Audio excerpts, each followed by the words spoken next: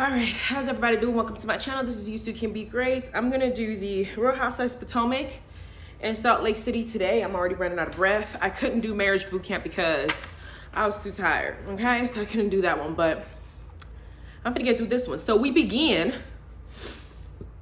excuse me, this is season 6, episode 15, Lost at Sea. Now, y'all remember that, first of all, we're in the Eastern Shore restaurant, whatever that case is, wherever that place was that they were fighting, arguing last episode, where Ashley and Candace were going after it because Ashley decided that it was in her best interest to go ahead and complain and tattle and snitch basically to Chris that, you know what? Your wife has been saying a lot of shit about my husband. And Chris did what I would do, bitch. You need to go ahead and address it with my wife. I'm not a female. You don't come to me with your female problems. If Candace is saying shit about Michael, then you can check her for it and you can argue with her for it, but don't bring me in it because I'm not gonna go home and start telling my wife what she can and cannot do. Because Michael over here, if that's how he runs you, girl, I don't run her that way. But he will talk to Candace because he's sick of hearing Candace arguing with people in general. Not because Ashley asked over here complaining, bitch. Candace don't give a fuck about you. Then they get to that fight, and we have Robin and Gizelle stuck up pampered ass complaining about how they need to find a hotel because the hotel, the room that they got that they had to choose, but they came late after Gizelle says her ass wasn't even coming in the first place, shows up there and starts complaining about the room she got when she was supposed to be coming in the first place. And she's saying that Wendy as a host didn't consider her, that the room they have didn't have a bathroom. She has her foot, she has a broken foot and she can't be walking up and down the stairs to go down to the bathroom. Bitch, you have been using that same fucked up ass toe to walk around that minefield you call a house. And you have survived through it all. So sitting up here walking up and down these little ass stairs ain't gonna hurt you with that boot on. Get over it. So she's like, you know what? We're gonna find a hotel. The closest one here is 2.5 stars, but we can drive 30 minutes further out in and go to like the Marriott or something. But I'm thinking that that's what we can probably look at. And I'm like, Robin is sitting here talking about, well, you know what? It's, I'm on my period and, I can't be sitting up here trying to change my pad. Bitch, didn't your mama tell you to teach you how to roll your pads in toilet paper so nobody can actually see that it's a pad inside the toilet, inside the trash can? All people was going to see is a gang of rolled up toilet paper. They're not going to think that there's something in it if you cover it up. Or you going to leave blood in the seat? Or you going to leave blood on the floor? Like all these complaining y'all are doing, shut up. Then we have Wendy in the corner, my spirit, she was chomping on that shrimp. The way she was eating that shrimp, she had her mouth open. It was good as hell. Her and Eddie were over there enjoying their food. You can hear little whispers, but I like Wendy. She didn't give it a single attention. Y'all want to complain about something because you always want to find something to complain about. Sit over there and complain. Don't ruin my vacation. Shit, I got somebody babysitting my kids at home for free. Now we're getting on the bus on the way home, and Gordon's nasty ass is always talking about sex and try to refer everything back to sex.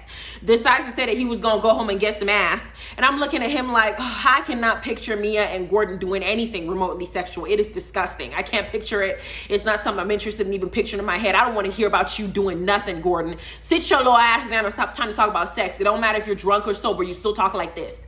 And then he said something about pussy popping. And at some point, they start comparing the color of the penis between him and Michael's. And everybody's saying, oh, Michael's penis is pink. Gordon's like, my penis is brown. And Michael pretends like he was going to get up and show his dick. But Wendy's face and Eddie's face is sitting right here having this. I felt so bad for Eddie. On this corner, he got Gordon's dick, stupid ass over here saying dumb shit. On this corner, he got Michael. He got Chris trying to stand up, almost trying to show his dick. And then he's sitting in the middle talking about, where is the class in this situation? Because these two are, I don't know what's wrong with y'all. But Gordon always starts some stupid shit because he likes attention. I feel like Gordon likes attention, so he does these things to get attention. Now, we get back to the house. Gizelle and her minefield, experienced foot decide that they're going to leave the house and they're going to sneak out in the middle of the night around like close to midnight and go to a hotel. And Robin is saying that she can't stay here. She's leaving. She's like, well, what if Juan came? Bitch, Juan ain't never going nowhere with you because Juan doesn't want to have Michael in his face trying to hit on him. That's why Michael didn't come because he's boo Juan weren't there, bitch. Robin, we knew Juan weren't going to come. I mean, sit up here. Why are you lying to us? Trying to use him as an excuse. Bitch, you ain't got no legitimate excuse other than the fact that you just want to be an asshole because you got a problem with Wendy. That's why you did what you did. And because you got your head so far up Gizelle's ass, you do whatever the hell she wants to do too. But Ascala came and Mia came and everybody's like, we're gonna miss you. And Ascala's like, well, let us know when you get there for your safety. Wendy was in her room, not giving a fuck, not even knowing what's going on, enjoying her life while these bitches doing something stupid. Go on out if you want to leave. Take your ass out. You want to go so bad. You want to do something just to get... I feel like they're doing it just so somebody can have something to talk about them. Like they doing this so the next day Wendy can say, I heard you guys left. Why'd you leave? So we can fight about it. But Wendy did not take the bait in every single thing that Gizelle and Robin have been doing. Good girl. Good job. Smart as hell. I know those degrees will come in handy. Then we have the morning after. Gordon's already up and he's already talking about slapping some ass while he's making breakfast. Him and Mia had already had a conversation where Mia was saying something that she feels like Candace is immature, and then she flashes back to yesterday's dinner when Candace and Ashley were arguing, and Mia inserted her ass in there when it got nothing to do with her, since she don't know how to mind her business or mind the business that pays her. And she says Candace is kind of immature with the way that she behaves. I said, bitch, your ass is immature too. Your issue with Candace would not have occurred if you didn't say the things that you said irresponsibly and inconsiderate when you were invited to something, Mia. So while you're over there pointing fingers at her, you need to point, there's 4 of them pointing back at your ass. And then on top of that, she says that in her confessional, she wants to find out what it is about Candace that makes Candace go so low. What the fuck you mean what it is about her? You started with her, now you're pissed off about how she came back to you? You sent for her, bitch. You got what you got. Now we have everybody waking up. Gordon telling everybody that he was drunk last night. Now he needs to get re-drunk. And then we have Ray showing up to support Karen finally. And I was happy to see him. I was like, Ray has a way of having a kind of a subtle shady side whenever he comes in. He comes in, Karen gives him a heads up of what's been going on, all the little fuckeries going on, salad toss, arguments happening, people leaving, people coming back. And Ray seems to be in shock because he's like, I just got here. I don't want to deal with this shit. I'm too old. But Ray does do the respectful thing, which is walk around and greet everybody and say hello. And of course, when he gets to Giselle can't help herself but throw a dig at Karen, to her husband, talking about, he's like, well, what happened to your toe? She goes, I was wrestling or whatever. I got into it with Karen. And Ray turned around and said, Karen, how'd you miss her neck? I said, Ray. Ray, man. Ray. Now, you know you got your wife's back. You better tell Giselle's dumb ass she better watch her mouth and back up off me and mine. But Giselle got what she got. Gizelle and at this time Robin had already come back from their hotel, obviously. Wendy wakes up, gets down, says hello to everybody, and don't give a damn about Giselle because she wants to... it seems like Giselle wants Wendy to... First, she tried reverse psychology, trying to make herself seem like the victim when she did what she did about talking about Wendy's marriage. Wendy didn't go for that. Then she tried the shadiness in her house where she tried to turn it around and make Wendy look like Wendy was just this angry black person. That shit didn't work. Now it's like she's trying to do things to get Wendy to start with her, like leaving the house and stuff like that, and Wendy ain't falling for it. So it seems like Giselle it's almost like she has a guilty conscience, and she's doing everything she's doing just to get something, some kind of hello or something from Wendy, because she feels like she didn't gone too far. Wendy was the person that didn't do any of that shit to Giselle, and Giselle started that to make herself relevant in the show. She don't want nobody talking about her life or Jamal, so she's gonna bring up whatever other topic that she's gonna bring up, even if it's about Wendy's life. And Wendy didn't, she crossed Wendy in that regard, and now she's expecting Wendy to go and kiss her ass, but Wendy's not really giving her a time of day. And I know it offends Giselle because it makes her feel like she's insignificant in Wendy's life, and that is the worst feeling, to feel that you were so small. And that's what Wendy's giving her. You're the last person on my mind. I got my husband, I got my kids, I got my family. You are at the bottom when it comes to people I'm considering. Sorry. And then we get to the boat ride, because Wendy had planned a boat ride for everybody. And the boat ride they're taking romantic photos. There's a bar, there's a food, there's a bathroom downstairs this time, so Giselle and Robin can't complain about the bathroom. Hell, if Robin is so miserable she can jump her ass over the damn boat, we won't miss her little boring ass. Then Robin and Giselle are still complaining about their room on this damn boat. We're still having to listen to this shit because they really want it to be talked about. Ascala and Robin are downstairs discussing things, and Robin tries to do this whole thing about, if I talk to Wendy, it's going to be combative, we're going to be arguing, because Wendy's just not going to take the bullshit that comes out your mouth and swallow it. You got what you got read by Wendy because you inserted yourself in a conversation that had nothing to do with you when it was with Giselle. When you do that, when somebody's pissed off, you put yourself in the line of fire. So Robin, I don't feel sorry for you. And I think that you're exaggerating this whole, I used to trust Wendy. I thought Wendy was my friend because you got hit in the crossfire and what she said really hurt you. Instead of doing that, and she already apologized to you, you want to sit here and hold on to it because Gizelle has a problem with her. You just want to find one of your own. Don't nobody care. Skella is trying to be a good friend, saying, you know, I'm cool with Wendy. I'm cool with Robin. I'm cool with you. I don't want, you know, to have it to be weird because I have to pick who I want to hang out with. I like you both. And Robin says she's over it. Outside, Mia's out there calling G sexy chocolate. I said, ain't nothing sexy about that, man. Ain't nothing sexy about you. I do not think Gordon is sexy. Sexy does not come to my head when it comes to Gordon. But you know what, girl? He's your husband. So if you think he's sexy, then hell, you the only one that needs to think he's sexy, because you don't got to sleep with him and make babies with him. So girl, if he's sexy to you, to each his own. You know, there's somebody for every damn body. Okay. Then we have Mia now addressing Wendy, saying, I heard you weren't the same as you were last year. And she said it, and she said that she had overheard Robin's conversation with Skella. And Ashley's like looking at her when Robin came up, like she heard a conversation pass and it got nothing to do with her, and decided to speak up and tell everybody in the group. And Wendy says, I'm growing, and if she hasn't grown, then that's her problem. Every year, I'm not the same as I was last year. And then Robin says, no, I wasn't talking about her as a person. I was talking about our friendship is not the same. And she says, but I don't really want to talk about it. It is what it is. And Wendy said, if that's how you feel, that's how you feel, bitch. And of course, Wendy starts talking to, and she's like, you know, as far as Gizelle, I was a good host to you and da-da-da-da, but she was. Giselle goes, well, you didn't call me to check on me, or you didn't text me to check on me and see how I was doing. Bitch, you left the house I invited you to without telling me at 2 o'clock at midnight. What you want me to do? Come chase you like you one of my kids? Girl, bye. Gizelle wants more from Wendy, and Wendy does not have time for you. I'm not working for you. I don't need to pamper you and your fucked up ass childish feelings, bitch. Whatever, Gizelle. And then Gizelle says something like, always aggressive. Why are you always using this trigger words when you get read by somebody? You are a bully, and you are trying to pick on her so she can pick on you. And you can now whine and say you were the victim.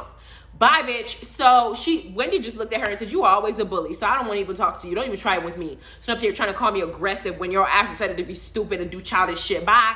Then I feel like Gizelle is intimidated by Wendy's intellectual capacity, because every time Gizelle says something to Wendy that's stupid, Wendy always has something that's quick to say back at her. I do feel like that throws Gizelle off a little bit because she doesn't know what to do with that. And I feel like that's kind of the same shit that she dealt with Jamal. Jamal is not unintelligent. Jamal has a very good way with words. And if Gizelle cannot keep up with Wendy, she probably couldn't be able to keep up with the father of her kids. And he was able to play her and manipulate her in the head, which is why Gizelle has a way of bullying other people to try to seem like she's above them, because she wants to make herself seem like she's relevant and more intelligent and better. With Wendy, she can't do that. And I think it's intimidating to her, and she doesn't want to heal. You know, she's training you, girl. We're putting up some boundaries here. Wendy's telling you the type of lines you ain't gonna cross with her. Either you heal and learn not to cross those lines, or get red every time you talk to her. Sorry. Then we got Mia and Candace's makeup session are finally in play.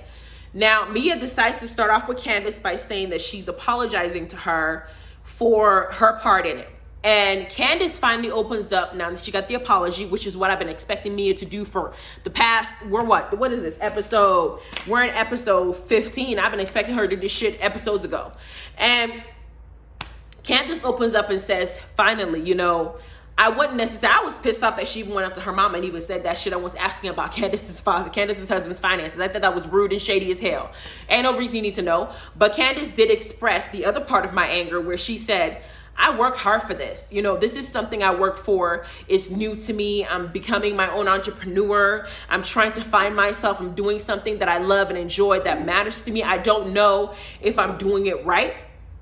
I don't know if I'm making all the right choices financially. I don't know. And for you to come there and then say that type of shit about something I invited you to and I worked hard for, that was hurtful. And for me, in my mind, if you hurt me, I'm going to try to hurt you.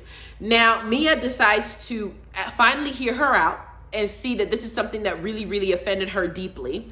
Then Mia decides to acknowledge that and then tell her about her mother's side of her pain, about what Candace said about her mom and how it made her feel, and some of the traumatic events that she had in her past, not having her mother there due to her addiction and her going to jail and things like that. Now, I empathize with Mia's plight. I do feel like as a child that could be a traumatic situation, because I can't fathom what it would be like if that's the type of mother that you have and, you know, she's dealing with that. But I do think that Mia needs to be having these conversations with a therapist, not with Candace, and certainly not as a justification for some of the things that you do. Okay? Your mother's past is your mother's past, and her past affected you. Everybody in this life is dealt a hand. And sometimes the hand that we are dealt to survive in this life are not the best ones that we would hope for. You had a mother that wasn't present, and if she was present, she was on drugs, and most likely abuse would have been involved. Some people end up in foster care and be abused by the people that they're supposed to be protected. Some people have step parents that abuse them, and that's just what it is. Some people have their own parents that abuse them, and that's just what it is. That is a part of life that a bunch of people have experienced. Now, it's not unusual for a person who has a drug addicted parent to have such horrible traumatic experiences. So I'm not negating that. I do feel like it'd be better for me to talk to a professional. But in this case with her and Candace throwing that dig, said your mama's low budget. Candace didn't say it to her mom. Candace said it to Mia, and low budget was akin to the same term that she used to describe something Candace had also worked hard for, just like Mia is working hard to build her relationship with mom. And when Candace said that, Candace wasn't even aware of Mia's mom's history. So it wasn't like she thought, you know what, I know your mama used to be on drugs. Let me just go and get you and gut punch you because I know she's on drugs. I know that bothers you. Candace didn't know that. She was just responding. Do I excuse Candace's loud ass mouth? No, because that type of shit would get your ass popped up in the street. Somebody will beat your ass for that. But in this situation, I'm glad Mia apologized, because now I can be a little bit more lenient when I talk about her and her behavior, because prior to that, I wasn't gonna be nice. Some of y'all didn't agree with my stance. Oh, Candace went too low. She shouldn't have done that. She shouldn't have said that, because y'all know her story as the audience, as the viewers. You knew Mia's story. Candace did not know Mia's story when she said that. So I couldn't be in the same page as you, because what we know as the viewers wasn't the same shit she knew when she was saying it. So I had to look at it from her perspective without knowing your past. If you decide to disrespect me, you can't come back and tell me your past. You're going to get what you get. I'm not going to care about your feelings at all. But now that Mia has apologized and said that, I think that Candace is going to be a little bit more, I would hope she's going to be a little bit more compassionate moving forward, because she got the apology I was saying that she needed to get for that, because that was rude. Now, we finish and we get on the bus. And of course, Gordon is now deciding to himself, my wife already has all the attention on the boat. Now it's my turn to get the attention on the bus, because every time we're on the bus, Gordon got to do something stupid, because the bus is where he reigns. The party bus, where the strippers are, where you got the hoes, where he's used to in his past. This is his avenue. This is his environment, which is why everything goes to sex every time. Because here comes Ashley in the corner sleeping, trying to mind the business that she just wants to think about and rest and think about her family, and possibly hoping that Michael's not out there looking for somebody's ass, things like that. But while her head is bumping on there, Gordon starts making this joke, talking about how that's Michael's head that that's Michael that Ashley's head is bumping into. He already tried picking with Chris, and that didn't work. I know that Gordon knows he can't go toe-to-toe with Eddie. So he didn't even try that shit, because Eddie has a very calmer demeanor, but Eddie would probably get you together. I mean, hell, look at his wife. Ray just got there, so Gordon can't start going after Ray just yet. So he already tried talking to Chris. He already know he can't do it with Escala's man. Gordon is very selective about who he chooses to pick on. I think that Gordon feels like he's picking on people that he makes the assumption would be weak. But Ashley's about to give him the business next episode, because Ashley's awoke and pissed. And she's not just pissed. She's tired of Gordon's, tried to over-exaggerated attention-seeking behavior. It's ironic, because they did flashback to when Michael's ass first showed up. And it seems like all these old-ass men that dating young women don't know how to act when they're around young folk. They overdo it, over-exaggerate it, always talk about sex, try to do something like Michael jumping over the boat and taking his clothes off. I feel like they're uncomfortable with that generation. So when they get around them, they don't know how to act. And when Gordon's around all these young people, I don't think he knows how to act. And I think he thinks he's being cool and being funny. But you need some home training. You too old to be acting a fucking fool. You should be look at Ray. You should be acting like him. You aren't that far off. Now, Ashley's about to give him, is ready. She's tired. She had enough. She got her kids at home. She misses them. Her husband ain't here. She's worried about her husband. She'll get it in. So that is where this episode ends. The next episode, we see the fight's gonna continue. A whole lot of shit's gonna go. And Ashley trying to fuck Michael ain't gonna happen, because y'all know that Mia has already now is gonna go after Ashley next. Even though Ashley defended Mia, because Mia was arguing with Candace, and Ashley don't like Candace. And everything that Candace says, Ashley's gonna go after Candace because she don't like Candace. But now, Ashley, the woman you were protecting, Mia, is now going to make you a target because you arguing with her husband. She's going to say, because Ashley said something like, my husband's at home. And Mia said, are you sure? I was like, Mia, are you trying to say that Michael's doing something behind her back? Because that's a sore spot for Ashley. So Ashley, when that happens, make sure you gonna see Candace ain't gonna come to bat for you when it comes to Mia. Make sure you take everything that Mia's mouth is gonna say, and Gizelle's not gonna protect you. Robin's not gonna protect you. Wendy's not gonna protect you. You done got yourself. You done protected her, and Mia has shown before that she will go ahead and go after people that already had her back, like Candace did in the past. Go on, girl, and get your seat. It's your turn. You've been asking for it. That's what's going to happen. I do know that there's been several videos that came out saying that Candace is now completely sure that ain't no cast member that's her friend. She's finally starting to see it, and I think it's going to show in the reunion. Okay? Anyway, let me know what y'all think about this episode. You guys have a good rest of your day, and I'm going to do Salt Lake City. I've already had my notes, but I'm going to do it in a little bit, and I'm going to post it. Have a good day. Bye.